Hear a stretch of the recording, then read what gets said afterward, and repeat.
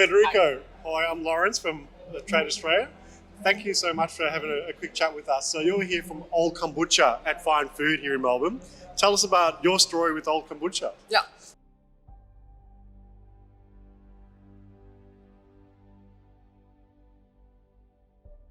So our brand was born in 2018 as a simple school project for my final exam at cooking school. Yeah. And become, after the project, become reality. So become an enterprise. We started from a small laboratory in Italy, and after them we create our bottling line. We invest in the production, and we have deeply studied the production of kombucha to create something different to disrupt the market and increase the knowledge of the category.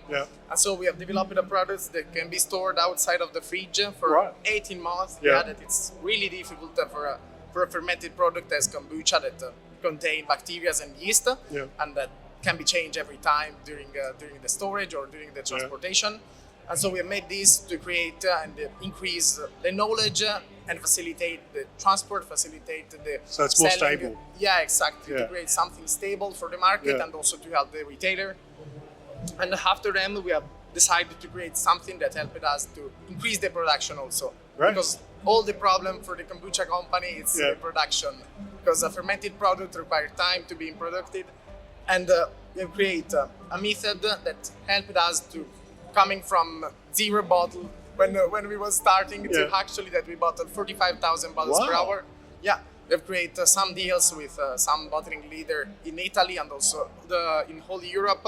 We've opened a sales office in London, and we started exporting in the United States and in 35 countries. Fantastic. Actually, we are ready to open the Australian market, and we will really glad to be here. And thanks so much. Wonderful. Now, I want to ask, why is it called Old Kombucha? You're so young. Yeah, we have decided to create this name because everyone called this product as his name or also as the benefits that he is.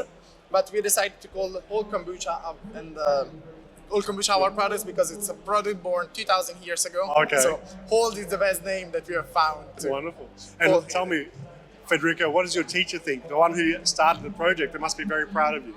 Yeah, absolutely. They are very, very proud. And when I presented at the final exam, they say, "Oh my God, we don't know kombucha, we don't know what it is," because in a cooking school they didn't teach you to create the fermentation, and so they said, "I don't believe a lot in this idea, but I trust in them," and that's the result. Oh, congratulations! It looks fantastic. Thank you so much. We decided to create something also super colorful to be really appreciate and really high contact. Wonderful. Well, how have you found the exhibition so far here in Melbourne? We are super happy. We have found some buyers, we create some meetings, and so we are ready to enter in this market. Great. Well, I love the story. Fantastic work. Thank you, Federico. Thanks for being part of the show. Thanks so much. Thanks a lot. Thanks. I'm here with Michael from Pasta Cormo. A really interesting name, and I'm hoping I'm pronouncing that right. See, yeah. So, Michael, you're appointed here in Australia on behalf of Pasta Cormo. Tell us a bit about their story. Pasta Cormo they're a traditional family business, been going for over 200 years. They've been around since 1820. And Alfonso and Amelia here on the back page, they've traced the history of the company to their great ancestor. And they've got a family tree in the factory in Gragnano, which is a very well-known pasta region in Italy. Well, I think that's really important because when we spoke with Paola as part of her interview, that regional importance and the name Gragnano, that's an opportunity to really differentiate the pasta from any other global pastas, isn't it? Absolutely, yeah. I think now that I've been working with Pasta Cuomo, I wouldn't buy a pasta from anywhere else in the world, only Gragnano. Yeah, wonderful. And how's, tell us a bit about the range. I mean, you've got a gorgeous display here. It looks all delicious. So it all comes in from Italy, made from the factory there? Correct, yeah, direct from the factory. And as I said, family-owned business, so they've been doing it for 200 years. And from the Gragnano region in Napoli. And have you already started selling here in Australia, or is it just something that's coming recently? Yeah, we're just starting to branch out actually. So this is the first time we've brought it over to Australia. And having resounding success of people wanting to get the traditional Italian pasta into their shops, into their restaurants, and be able to use the region of Gragnano into their businesses. Great. And part of the trade agency stand, obviously the Italian stand. So have they been a great support with you guys? Absolutely, yeah. You can see the effort that they've put in. The stand looks fantastic, and it really helps to bring people in. It's nice and bright, and people love to see, I guess the concentrated Italian region of goods that can come from Italy. Fantastic. Well, thanks so much, Michael. No Great worries. to have you on the show. Great. And look forward to tasting some of this later. No problems. Cheers. Cheers. Thank you. I'm here with Molina from, how do I pronounce that? Noto de Nero? Yeah, Noto de Nero. Wow, Yeah. what does that mean? Balsamic vinegar, I'm assuming. Yeah, so we're showcasing balsamic vinegar today for Modena in Italy. Use our supplier in Victoria. So here we have our prestige line for more our upmarket boutique store, and here we have our chain store, cafe, restaurant line. So obviously balsamic vinegar is made with vinegar and muscatel. So the higher the density, the thicker the vinegar, the more premium, which is this side up here. Yeah. We're showcasing these products today to find a market for high-end buyers, boutique stores, and specialty grocers. Yeah. So really like artisan.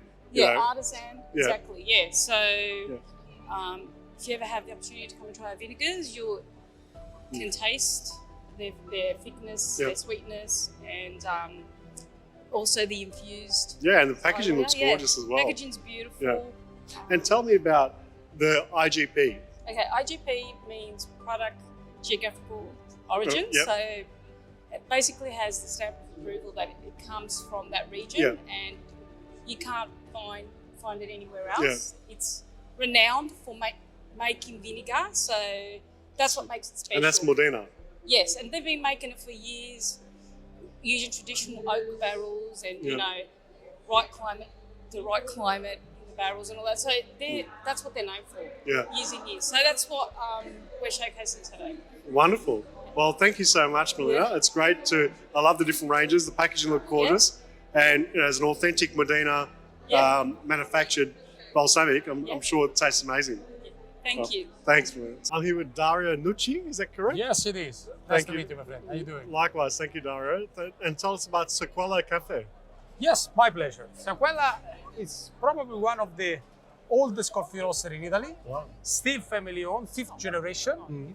Founded in 1856 in Italy. Wow. Yeah. We are based in Pescara, beautiful city on the level of Rome, so it's 2 hours eastern driving on the Adriatic coast. Yeah. In Italy, espresso is a serious business. Okay, it's part of our culture, as wine is, as pasta is, as everything. So we definitely represent the espresso style of the center-south of Italy. Guess in Italy there are more than 800 roasters from north to south, and having espresso in Italy is a very experience. So from the north to south, you will always have a different way of offering espresso, either from the blends they propose or also the way they serve the espresso. Yeah. So we represent the center-south of Italy. Traditionally, we've been always doing very well in the center-south of Italy, but this is a company that we are proud to say we've been the first one exporting espresso in 1971 out of Italy. Wow. Today we represent more or less, we have distribution in more or less 50 countries around the world, with 2 commercial subsidiaries, one in Germany, one in UK. Here in Australia, has been one of the first countries where we started many years ago, as all the Italian companies here representing their products. At the beginning, we've been going after Italians living abroad, looking for authentic Italian products. And of course, many Italians moved to Germany, to Australia, to Canada, to US. So when you talk about Australia, that's a very interesting market for us. It's a huge coffee drinker market. It's very complex as well because there are a lot of local roasters. So we are here proud to say that the authentic Italian espresso is Sequela, and we want to try to promote our style of espresso and see what the opportunities will be. Shall I have an espresso for you? I would love to. Thank you, Dario. Okay, let me do. Just while you're doing that, I'd love to ask you, have you had a chance to taste Melbourne coffee yet? Yes, I did. I did actually either on it's a coffee chain, I don't remember the name, or a nice small, coffee shop in the street. I have to say, the style of the espresso they present is, the style of the coffee and the average quality of the coffee is quite good, and that's a proof that the culture of the coffee in the country is very well developed. It's part of the blood, of the DNA of the people. Honestly, everywhere you go, in every corner, there is a small roaster, a small coffee shop, whatever, which is either a good or a bad, news for us, because means it's definitely very not central, easy. Okay, not easy to sell our coffee. So I have to say, is a good style of coffee. Is not really, let's say, a traditional espresso style, because they do drink espresso, but they drink as well a lot of mocha, latte, flat white, and other kind of coffees. So I still believe there is still room for an authentic Italian espresso brand to be presented and proposed to the market. But of course, I mean, that's the espresso the way it's supposed to be. We say in Italy, like a mouse tail. Oh, wow. Okay? It has to come down very nice, it's very smooth, making a nice creamer. So what we're drinking here is a beautiful, complex, 90% Arabica and 5% Robusta blend. This blend is called Major, okay? Major is this blue pack. The recipe and the coffee taste of this coffee is more or less 70 years old. Wow. The recipe has been made by Mr. Enrico grandfather, still the same since that time. You have a selection of beautiful Center South America Arabica coffees, which gives the fruity flavor, the gourmet, and the complexity of the blend. And at the same time, you have a 5% guava Juju Robusta, which is an amazing Robusta with a very, very strong chocolate aftertaste, gives the body and the kick you need to the real espresso, but it's not bitter. It's very pleasant. So, and as you see, it's a shot. Espresso is supposed to be a shot. You don't have to be. No, nothing too big. That's the way. The body and the crema is beautiful. It's delicious. Thank you. Thank you, Dario. Thank you. We try to do our best. I really appreciate that. Thank you for talking to us. Tell us about, are you happy with the exhibition and how everything's going so far? Absolutely, yes. I have to say that's, I mean, for sure, we have quite experience to know that first time either you're lucky or you are fool to think that you're going to make it happen immediately. So it means you have to come here, you have to understand the market, you have to get to know the people, to understand what the market needs, and then eventually by the time coming back, you'll be able to develop a sustainable business. This is what we've been doing for 70, 60 years already, so we know what to do. We know it takes time, but somewhere we have to start. I think this is a good starting point. We are happy with the connection we're having, with the people we met. I think there will be an opportunity to start proposing our coffee. I don't know if it's going to be an opportunity straight on the espresso beans. Probably we have more opportunities on products like these. The capsules, the Nespresso capsules.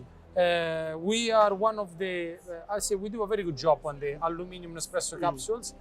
We are proud to say that most of the Nespresso producer in the world, they are packer. They are not coffee roasters.